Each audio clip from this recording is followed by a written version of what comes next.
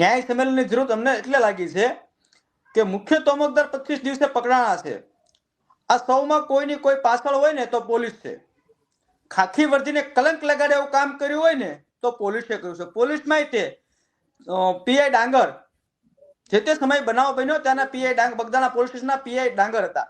એ ડાંગરે એક તો 8 કલાક ફરિયાદી મોડી કરી તો નામ વગરની કરી, અજાણા શખ્સો વિરોધ કરી 8 જણા પર.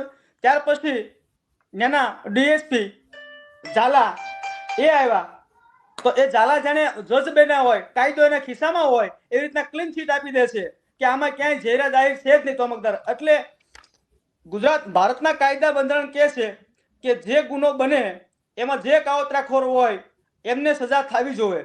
તો બે જે છોકરાઓ ખાલી હથિયાર અંબાવા ગયા છે એ છોકરાઓને રિયલ ખબર નહોતી કે હથિયાર શેના માટે માગે છે, તો એમને પણ જેલના સરિયા પાછળ નાખ્યા છે.